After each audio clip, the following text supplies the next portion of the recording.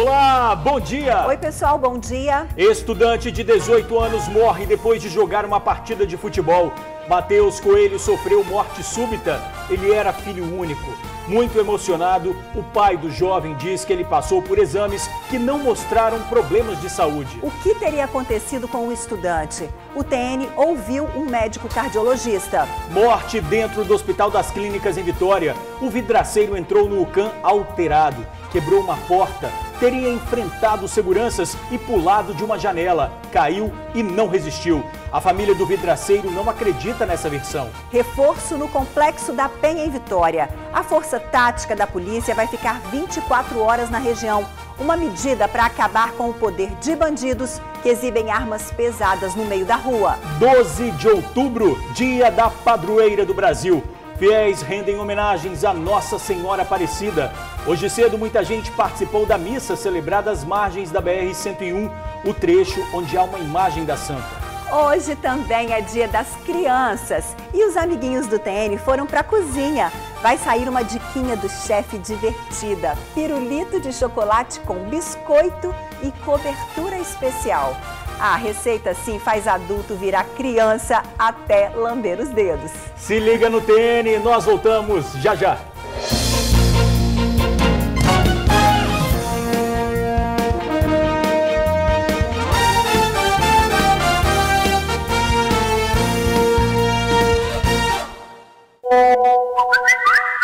Hoje é um dia de dor e luto para amigos e parentes do jovem Matheus Coelho, de 18 anos.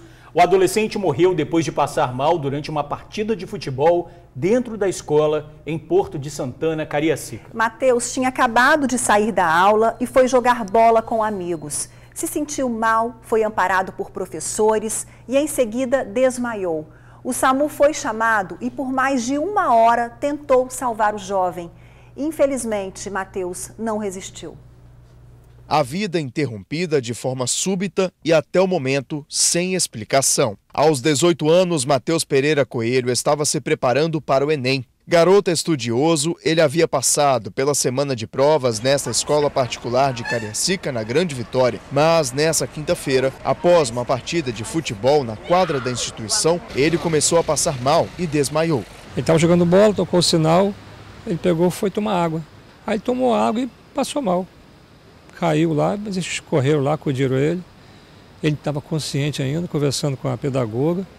Aí logo depois ele vomitou e desmaiou. Desolado, o pai, que só tinha Matheus como filho, conta que o jovem não tinha nenhuma restrição médica. E apesar dele já ter passado mal em outras situações parecidas, os exames não apontaram nenhum problema. Estava jogando bola na casa do amigo uma vez, sentiu um mal-estar e caiu. Caiu, assim, ficou meio tonto, caiu, mas não desmaiou não. Aconteceu 2 vezes até. Na segunda vez eu peguei e levei ele, levei a um especialista, levei ao médico. Aí fez os exames todinho, para ver se tinha alguma coisa grave, alguma coisa assim, mas não detectou nada. Tudo normal, sem problema algum. Um rapaz novo, alegre e com a vida inteira pela frente. A notícia da morte de Matheus surpreendeu a todos e deixou a família sem chão. A ordem natural da vida foi invertida. Quando o pai chegou na escola, quando tudo aconteceu, ainda encontrou o filho recebendo dos socorristas do SAMU as manobras de ressuscitação. Quando eu cheguei lá, até vi dando massagem cardíaca nele, aí eu entrei em desespero ali, rapaz. Entrei ali, só orei e pedi a Deus para que trouxesse meu menino de volta. Mas não foi possível. Querido por muita gente, pelas redes sociais, os colegas e amigos de Matheus enviaram mensagens de consternação. Em nota, a escola disse que lamenta profundamente o ocorrido e que foi decretado luto de 3 dias em todas as unidades da instituição no estado. Afirmou ainda que o jovem foi vítima de um mal súbito. Para o pai, a força que o filho sempre incentivou que ele tivesse e a fé agora serão necessárias para que a família consiga seguir em frente. O único remédio para aliviar essa dor, rapaz, é Jesus Cristo, cara. Preencher o coração, para me dar ânimo, para poder viver, confortar a mãe dele e tocar a vida, que não vai ser fácil, rapaz. Pode passar quanto tempo for que jamais eu vou esquecê-lo. Jamais, rapaz. A vida, pelo menos para mim agora, não tem sentido. Estou vivo. Vamos ver amanhã. A perda dessa forma realmente é inexplicável, hein? É de arrepiar, de tristeza. Olha, então qual seria a explicação para um jovem sofrer um mal súbito? Além disso, teve gente que achou que Matheus poderia ter sido vítima de um choque térmico, já que bebeu água gelada durante a partida de futebol. Para tirar essas dúvidas, o TN ouviu um cardiologista. Ele alerta que o chamado mal súbito pode ser a manifestação de quadros sérios, como o AVC, infarto e arritmias. A principal suspeita é que o jovem tenha tido um mal súbito. Uma ambulância do SAMU foi acionada e prestou os primeiros socorros. Os médicos tentaram reanimar Matheus por 1 hora, mas ele não resistiu. Essa não seria a primeira vez que o jovem passa mal após fazer exercícios físicos. No ano passado, Matheus também jogava futebol quando sentiu um desconforto. Na época, ele chegou a fazer uma bateria de exames, inclusive com um cardiologista. Exames que não detectaram nenhum tipo de problema. Apesar de já ter feito os exames, esse médico cardiologista explica que a morte súbita após a prática de exercícios físicos pode ser um indicativo de problemas no coração. A principal causa de morte em crianças, adolescentes, durante a prática de atividades físicas, né, a gente chama de morte súbita, que é uma morte não esperada, né, a principal manifestação de morte. E ela está ligada a doenças congênitas, né? Então tem as 3 principais aí, anomalia congênita, coronariana, miocardiopatia hipertrófica, que é o coração crescendo de maneira inadequada, né? Isso é uma questão, doença também que a pessoa nasce. E também algumas doenças com arritmias, né? E aí, que chama síndrome QT longo, entre elas. Colegas relataram que Matheus teria bebido água gelada assim que começou a se sentir mal. Mas o médico descarta qualquer possibilidade da morte ter sido causada por um choque térmico. O choque térmico pode dar algumas manifestações neurológicas, né, periféricas, né? Alguma coisa menor, como paralisia facial, uma coisa simples, mas a ponto de fazer a pessoa passar mal, desmaiar ou a própria mal que ele teve, isso é pouco provável. Alguns clubes, né, de futebol ou de prática esportiva orientam, né, que essas crianças, adolescentes, tenham pelo menos a primeira visita ao médico, pode ser pediatra, não necessariamente cardiologista, e faça o exame clínico mesmo, escutar o coração para ver se não tem um sopro. O próprio eletrocardiograma de superfície, né, de repouso, nos revela várias doenças, até mesmo essas doenças que eu falei podem ter visto. Caso o paciente tenha história na família, né, ou tenha passado mal durante uma prática esportiva, aí sim merece atendimento, uma atenção especializada com o cardiologista e uma investigação mais profunda do caso. A gente fica até sem saber o que dizer porque é uma dor impossível de medir. O corpo de Matheus será velado agora à tarde no cemitério Parque da Paz, em Cariacica. Como disse o pai do adolescente, ele era muito querido entre os colegas. Era apaixonado por futebol, nadava, andava de bicicleta. Era bastante ativo, por isso essa morte tão repentina causa ainda mais surpresa. Mas em problemas de coração, por exemplo, a atividade física que exige muito do corpo pode não ser recomendada. No caso do Matheus, os sinais foram investigados, mas nada foi apontado nos exames. Na verdade, uma fatalidade, né? O SESI, escola onde o adolescente estudava, lamentou a morte e decretou luto oficial de 3 dias. O nosso abraço apertado aos pais do Matheus, que era filho único.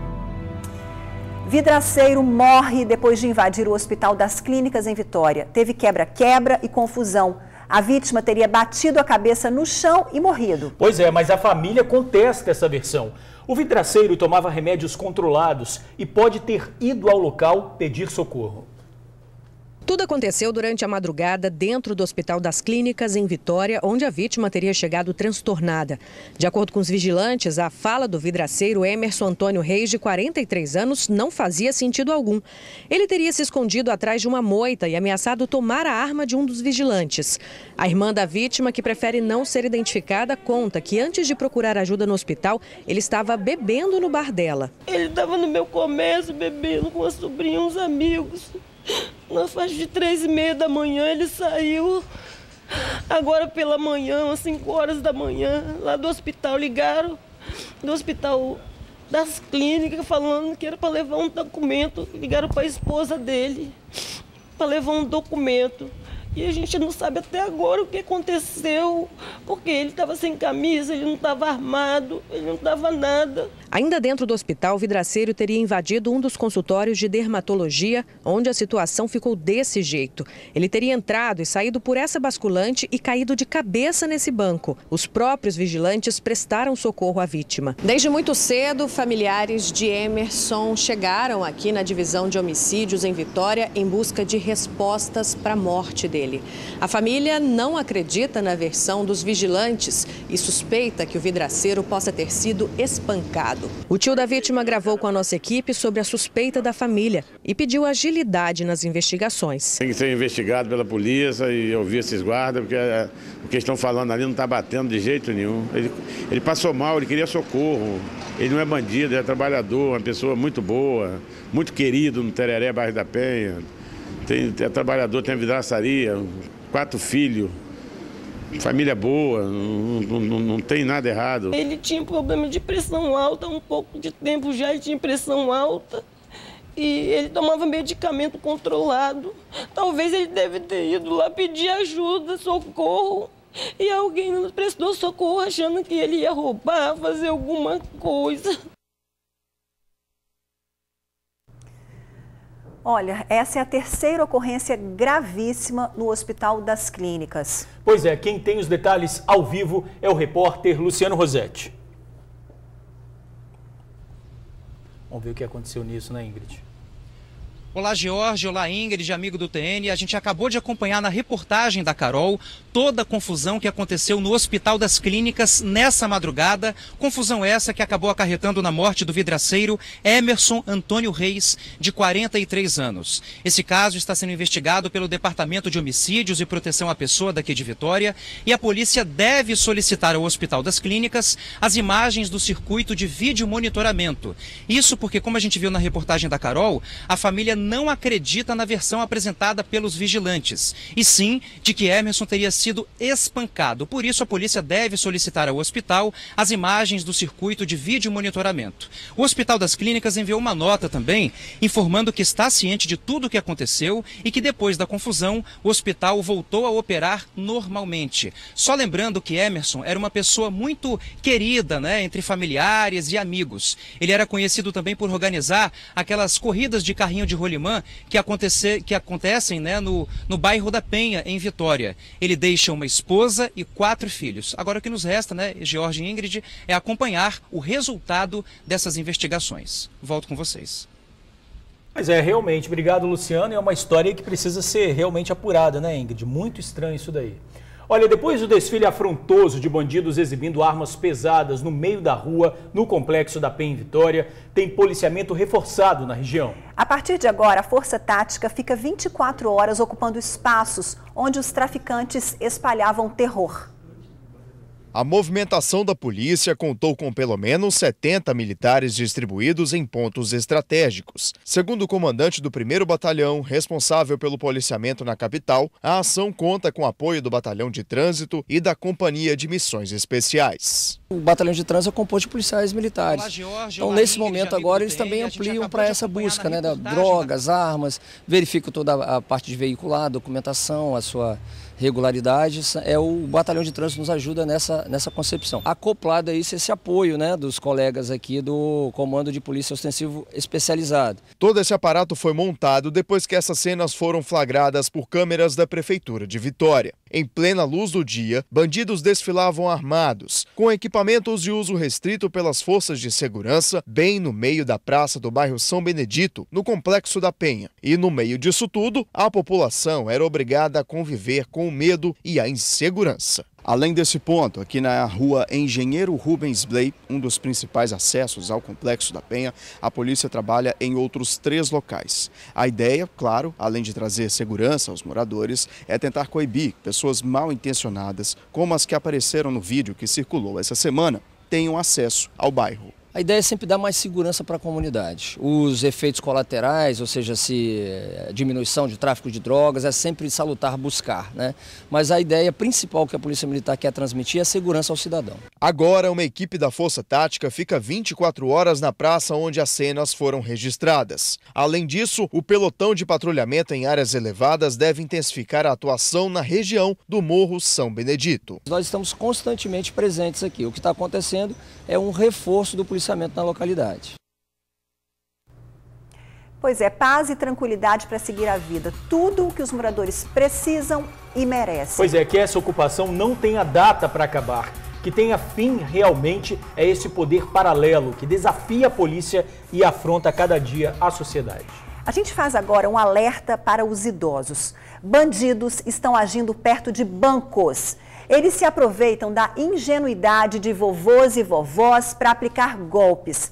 Oferecem ajuda em caixas eletrônicos, empréstimos sem juros e sem consulta de CPF. A polícia alerta que o número de casos aumenta nessa época do ano. Por isso, os familiares dos idosos também devem ficar atentos. Veja agora flagrantes exclusivos feitos pelo TN perto de agências bancárias da Grande Vitória. Olhe bem esta cena. O homem idoso acaba de sair de uma agência bancária. Nas mãos, ele segura um extrato, toma um cafezinho e ainda conversa com uma jovem desconhecida. Assim como ele, muitos idosos saem despreocupados dos bancos e se tornam presas fáceis para os estelionatários. O seu Antônio hoje está mais esperto. Ele conta que já foi abordado enquanto aguardava na fila do banco para sacar dinheiro. Um senhor veio atrás de mim, já aparentando uns 35 anos mais ou menos, e me perguntou: o senhor vai ver o saldo? Eu não entendi, falei: não, vou fazer outra coisa. E ele saiu, aí recebi o dinheiro, saí quando guardei o dinheiro direitinho e fiquei olhando para um lado e para o outro, e de repente, a uns 20 metros mais ou menos na minha direita, o camarada estava lá parado. Ele até tentou, atravessar a rua também, mas o ônibus já estava lá, eu peguei o ônibus saiu logo. E o seu Antônio não está sozinho. Segundo o Sindicato dos Aposentados do Espírito Santo, esta prática criminosa tem se tornado cada vez mais comum. As tentativas de golpe aos idosos acontecem pelo menos 5 vezes ao mês. Ele tem dificuldade para acessar o caixa, aí o golpista se aproxima dele, oferece ajuda com a educação, e a pessoa acaba caindo na fala do golpista. O fim de ano já está se aproximando e muitos idosos que recebem algum tipo de benefício aproveitam o período para ir mais vezes aos bancos. E é justamente nesta época que os golpes acontecem com mais frequência. Muitas vezes a gente verifica saidinhas de banco. Temos olheiros dentro dos bancos que ficam vigiando o idoso e acabam dando informação para quem está do lado de fora. Então, a gente tem comportamentos que a gente tem que evitar.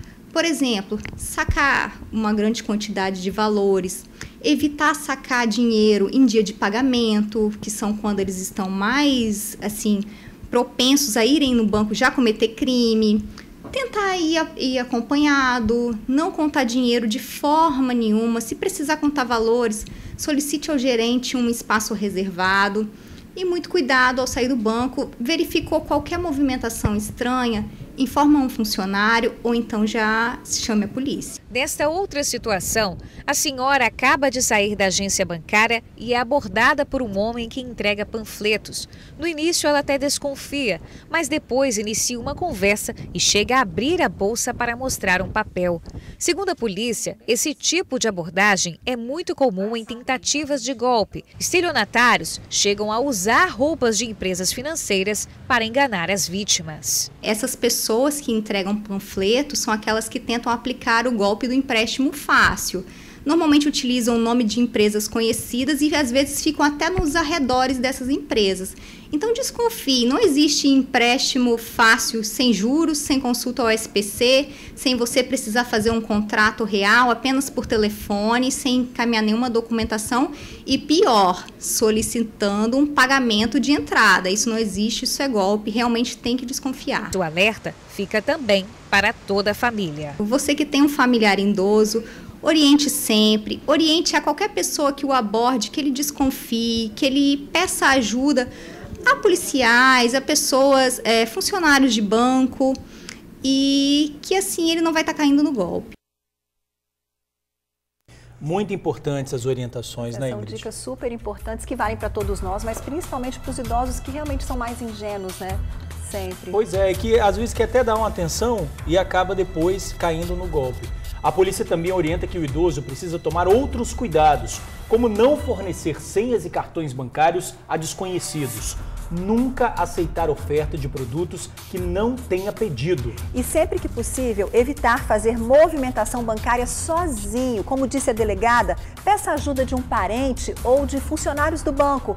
E, na dúvida, chame a polícia. Pois é, tem outra informação também muito importante, Ingrid, que a gente deu até essa semana, que os idosos, eles acabam indo sozinhos na agência fora do horário bancário. E nesse horário é que os bandidos acabam agindo muito. Então, entre 8 e 10 horas, a agência abre 10 horas, é melhor ir quando a agência estiver aberta, que vai ter alguém lá para dar uma orientação, que aí corre menos risco. A Prefeitura de Guaçuí decretou luto de 3 dias e suspendeu a programação do Dia das Crianças depois da morte de 2 alunos da APAE durante um acidente na BR-482. O pneu da Kombi, onde as vítimas estavam, estourou. O carro saiu da pista e bateu em uma árvore. Juliana da Silva, de 13 anos, e Adão Evangelista, de 46, um dos alunos mais antigos, chegaram a ser socorridos, mas não resistiram. No veículo estavam 11 pessoas, entre elas estudantes e funcionários. Outras 2 vítimas foram levadas para o hospital em estado grave. O grupo voltava de uma festa num sítio onde tinha comemorado o Dia das Crianças. Criminosos fazem arrastão em ponto de ônibus na Serra. A ação dos bandidos foi registrada por câmeras de segurança. Os bandidos chegam em um carro preto e param numa rua lateral. 3 criminosos armados descem do automóvel e tranquilamente vão em direção ao ponto de ônibus. Em seguida, eles anunciam o assalto e fazem um arrastão. O crime aconteceu no início da manhã desta quinta-feira. O ponto de ônibus escolhido pelos bandidos foi esse, que fica em Novo Horizonte, na Serra. Por aqui ninguém quis gravar a entrevista, mas longe das câmeras não faltaram relatos de gente que já se tornou vítima dos bandidos. Os ladrões fugiram e não foram encontrados. O medo da volta desses assaltantes é tão grande que os comerciantes instalaram câmeras de videomonitoramento. Eles pedem mais segurança. A PM disse que o bairro tem policiamento. Além disso, afirmou que são feitas abordagens e cercos táticos na região. 12 de outubro, dia de Nossa Senhora Aparecida, padroeira do Brasil. Devotos rendem homenagens, uma delas às margens da BR-101. Pois é, Ingrid, na rodovia, marcada por inúmeros acidentes, há 5 anos foi colocada uma imagem da santa. Desde então, motoristas dizem que as tragédias diminuíram. Os fiéis católicos da região chegaram cedo para prestigiar a Santa Aparecida. E para acompanhar a missa, o pessoal trouxe cadeira, guarda-sol, água. Essa dupla aí fez questão de trazer até sobrando. É sombrinha de praia para proteger um pouco do sol e ajudar as pessoas e água para ajudar o pessoal que tiver sede também, né? Tem que ser solidário. Seu Evandro, caminhoneiro, trouxe um instrumento de trabalho para ser abençoado. A devoção estampada no caminhão é tão forte que chega e emociona. Ela é muito protetora, eu agradeço muito a ela por muitas bênçãos que já me deu, muito livramento, né? E depois que tivemos essa Nossa Senhora aqui na BR, acho que tem 2 anos, não tivemos mais acidente aqui perto da nossa cidade aqui. Eu me emociono porque eu sou muito apaixonado dela, ela é minha mãe do coração. A missa foi realizada às margens da BR-101 na Serra, bem próximo de onde uma outra imagem da santa foi instalada por fiéis. A imagem de Nossa Senhora Aparecida veio parar aqui às margens da BR-101 em Barro Branco, na Serra, há 5 anos. Um pedido de proteção para motoristas e pedestres em um dos trechos mais perigosos da BR aqui no estado. De julho a setembro deste ano, nossas equipes registraram pelo menos 5 acidentes graves na BR-101 Norte Serra. Para os fiéis ainda é muito mais, bem menos do que costumava acontecer antes da santa chegar em 2013. Nós atribuímos essa imagem à beira da BR pedindo proteção para os motoristas e para os pedestres. Então, desde este ano de 2013, o índice de acidente caiu muito. em questão de mortes, né? Houve sim 2, 3 acidentes, mas se formos comparar ao passado para hoje, está muito melhor. E bem no início de mais um feriadão dedicado a Nossa Senhora Aparecida, não custa nada pedir proteção extra, né? Eu peço, por intercessão de Nossa Senhora Aparecida, muita paz, muita saúde. Hoje nós estamos celebrando essa missa aqui às margens da BR-101. Pedimos a Nossa Senhora que possa estar cobrindo com o seu manto sagrado todos os motoristas, principalmente nesse início de feriadão, né? Segunda-feira é dia dos professores, então provavelmente os estudantes vão emendar. Então que proteja todos os motoristas, para que ao sair de casa saiam com prudência, né? Porque também não depende só da BR. A BR é um fator muito importante, ela está bem, né, cuidada, mas também a prudência é essencial para que não ocorra acidentes, né, nesse passeio, na viagem que vamos fazer.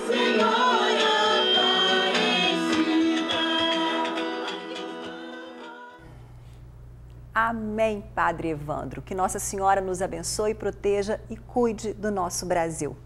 Você viu no início do TN a morte de um estudante de 18 anos. Matheus Pereira Coelho sofreu morte súbita depois de uma partida de futebol na quadra da escola em Cariacica. Ele passou mal e desmaiou.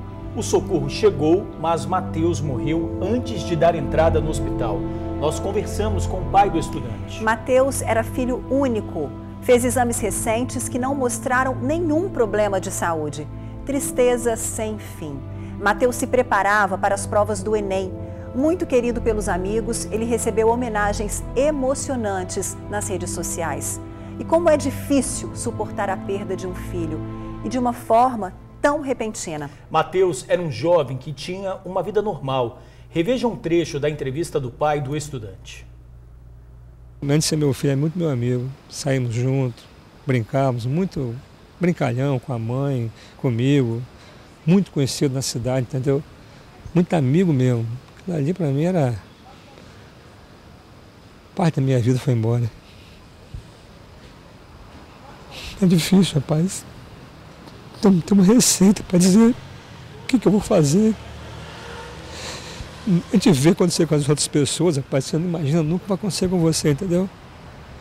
Rapaz, é uma dor muito grande, rapaz.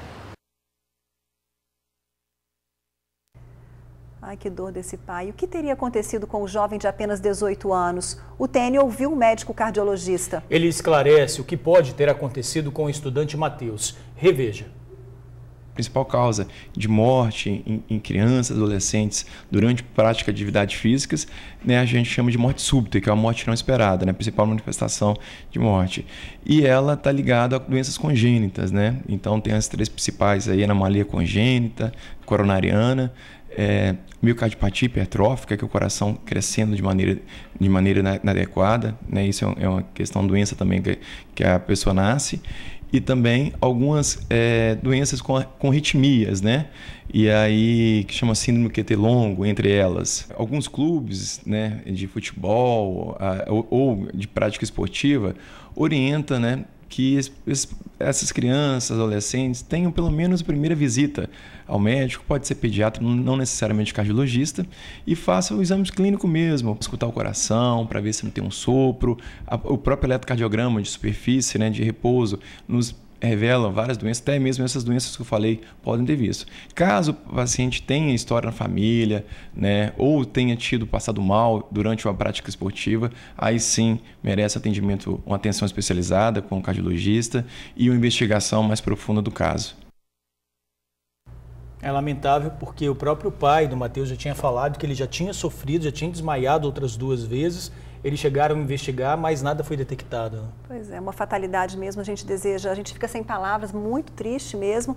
É desejar força e um grande abraço, nosso abraço a esse pai e a essa mãe. Isso aí.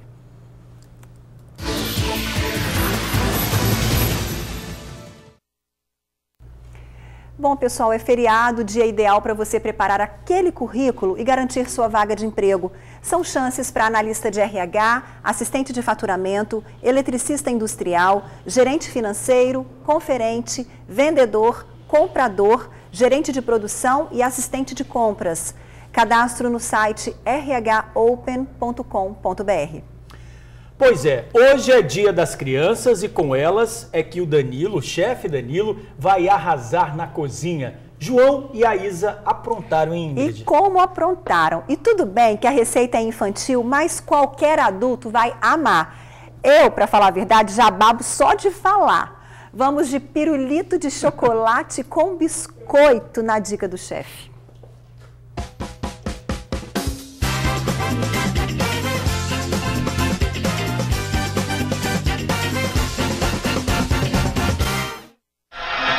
Sextou e a dica do chefe de hoje tá um pouquinho diferente. Tá um pouquinho, digamos, sapeca, mais animada e também infantil. É dia das crianças e por isso a gente convidou aqui o João. Quantos anos você tem, João? 9. E também a Isa. Quantos anos, Isa? 6. Eles vão nos ajudar na receita de hoje. A gente está na casa do chefe Danilo, que vai contar pra gente agora. Vem cá, Danilo, chega mais. Qual que é a receita que a gente vai fazer junto com esses pequenos? Hoje a gente vai preparar pirulito de chocolate com biscoito. É simples e é tudo que eles gostam. É isso aí, fácil para a criança fazer, sem perigo de se machucar. Então, bora pra cozinha. Eles já estão aqui esperando, tão animados. Vão colocar o avental agora, não é isso? Bora botar a mão na massa. Bora, criança!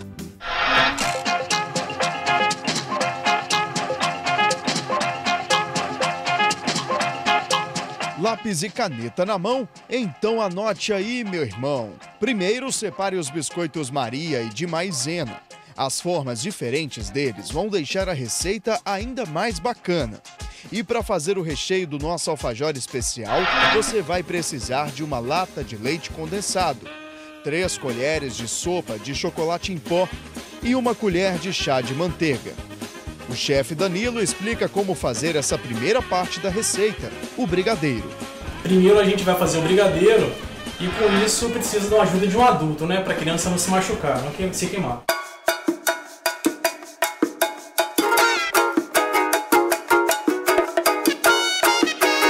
Panela no fogo, para dar o ponto ao brigadeiro é preciso mexer até ferver. Depois de pronto, enquanto ele esfria, é hora de começar a fazer a cobertura. Para isso, você vai precisar de 200 gramas de chocolate preto e outros 200 gramas de chocolate branco. Agora a gente vai derreter o chocolate, tá? Para banhar o pirulito. A gente vai colocar no micro-ondas por 30 segundos, ok?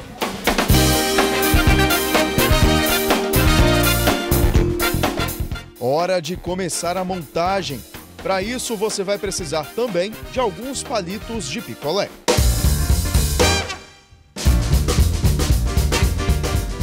Bom, Danilo, tem mais um pronto e a partir desse momento, os dois vão começar a ajudar a gente a fazer, não é isso? Então vamos lá, eu quero ver quem consegue fazer mais, hein? Vem, João, vem, Isaac. Espalha no biscoito todo. Se eu passar, eu posso comer um pedaço. Fechou. Como que? Aperta um pouquinho, tá vendo? Espalha. Segura aqui, ó.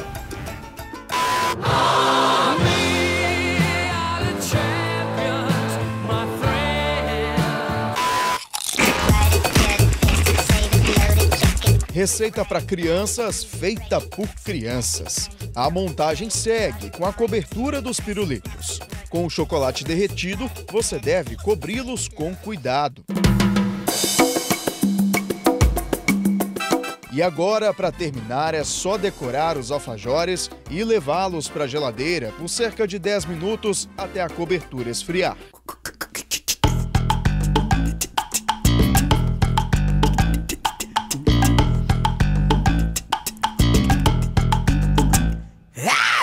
Bom, a receita tá pronta, agora a gente vai conferir.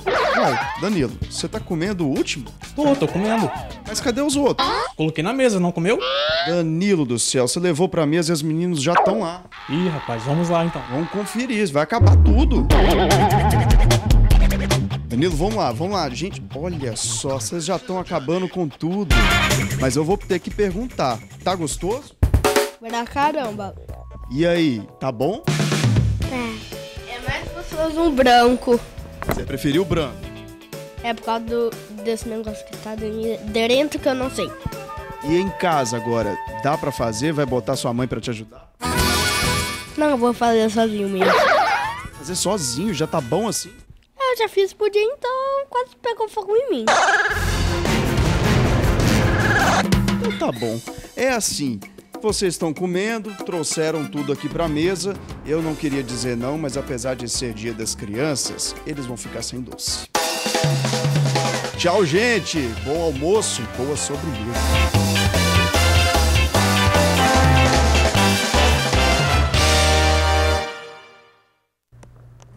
Vou pedir o Rogério para fechar aqui. Fecha aqui, Rogério. Como criança, eu também ganhei presente do Danilo, olha só. Me dá um, Ingrid. Pirulitos lindos e irresistíveis. Olha só, você pode parar com isso, tá? Que o Danilo é tão fofo que mandou essa caixinha linda cor-de-rosa pra mim e mandou azul pra você. Cadê o seu? Pois você é, quer mas o meu? Você é muito falciane, porque você falou que vai pra casa e vai congelar isso daí pra comer depois. Mas você é falciane, você vai chegar em casa e vai comer tudo isso sozinha. Né? Ah, você tá me dedurando aqui ao vivo, né? Que eu falo que vou congelar e como tudo. Você vai lá no meu freezer pra ver depois, tá? Ó, o Danilo, além de muito carinhoso com a nossa equipe, faz maravilhas. Entra no Instagram dele e veja os bolos que ele prepara. O Instagram dele é o Bem Bolado Bolos VV. Um beijo bem grande pra você, Danilo. Vamos pegar, vou levar. Tá? Ó, vamos combinar, né? Que o João e a Isa alegraram a cozinha do Danilo, né? A Chaira, que se cuide, a mãe do João, disse que vai fazer pirulito sozinho e falou, quase botou fogo nele. Disse que já fez pudim sozinho, quase colocou fogo, mas disse que vai fazer um pirulito sozinho. Lembrando que daqui a pouco a receita vai para o nosso site, tribunaonline.com.br, e você também pode participar da Dica do Chefe. Não. Ligue para a nossa produção, 3331-9062. 3331-9062. É meu. Sexta-feira, 12 de outubro, vamos juntos conferir o que é destaque no Jornal A Tribuna. 21 carros são roubados por dia no estado. Aqui na foto principal, foi por pouco. Ministério do Trabalho vai abrir concurso com 1.307 vagas. Motoboy é perseguido e assassinado após tentar impedir briga na Serra. Estudante se sente mal após jogar bola e morre em escola. E ainda é destaque no Jornal A Tribuna desta sexta-feira. O que fazer para robô não tomar seu emprego? Novo modelo de barreira contra suicídio na Terceira Ponte. E no AT2, festival com shows e pratos especiais.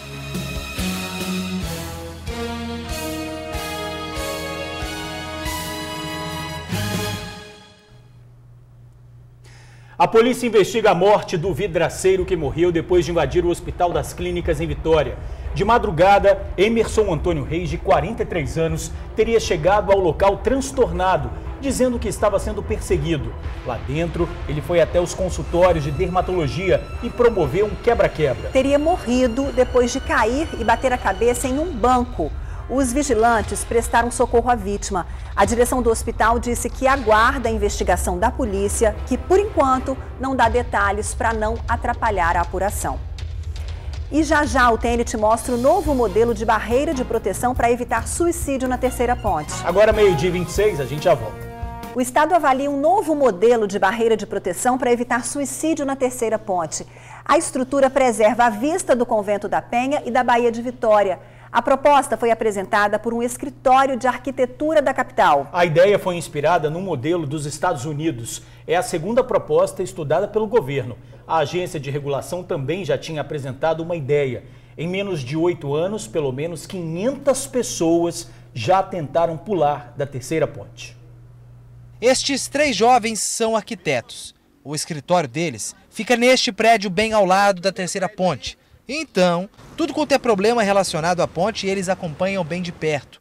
O último foi há 30 dias, quando ela ficou fechada por 8 horas após uma tentativa de suicídio. Quem esperava voltar para casa precisou enfrentar, inclusive, a tropa de choque da polícia. Bomba de gás agora. Polícia reage, as pessoas recuam, mais bomba, mais bomba.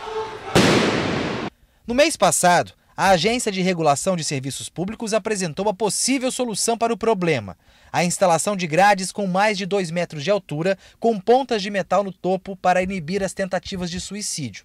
Mas como foi aberta uma consulta popular, os jovens arquitetos quiseram participar com uma outra opção de projeto. É um modelo de estrutura de proteção diferente, como pode ser visto nestas imagens ilustrativas. Nosso escritório tem vista para a Terceira Ponte e a gente acabava vendo lá do escritório mesmo todos esses acontecimentos. Que a gente é muito apaixonado pela ponte, a gente ama a vista da ponte, a gente entende que a ponte é um ícone muito grande na vida do capixaba.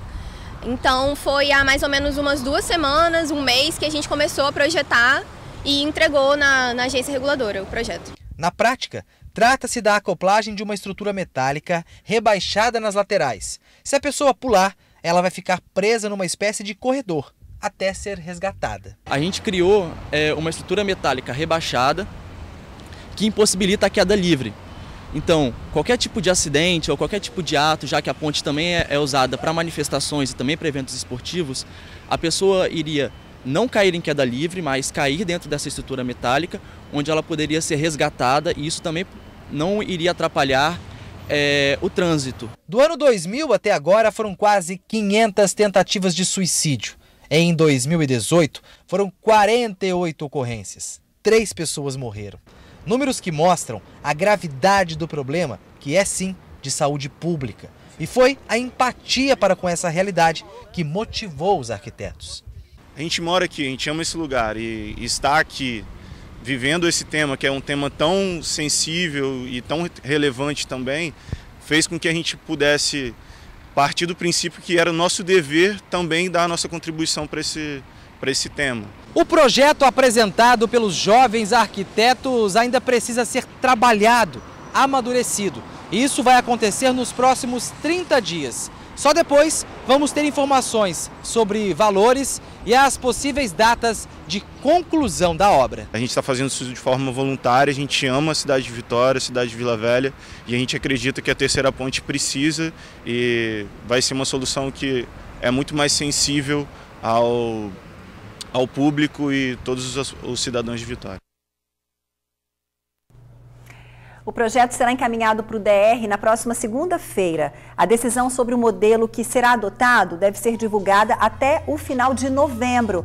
A expectativa é que a licitação seja feita ainda este ano. Durante a consulta pública também foi sugerida a instalação de ciclovias na Terceira Ponte. Mas, segundo a agência reguladora, a proposta não foi aprovada por conta da força do vento na lateral da ponte. Pois é, a gente fica por aqui desejando para você um ótimo feriado, um fim de semana, feliz Dia das Crianças. É isso pra aí. Você também. Obrigado. Apesar de que você já ganhou seu presente hoje, né? Pois é, você ficou chateado porque eu não te dei um pirulito de chocolate da dica do chefe, mas você ganhou ontem, tá? Eu te espero logo mais no Tribuna Notícias, segunda edição, às 7h20. Ou melhor, hoje, por conta do começo do horário eleitoral, é às 5 para 7 da noite. Ah, né? Verdade. Começa hoje a propaganda eleitoral para presidente.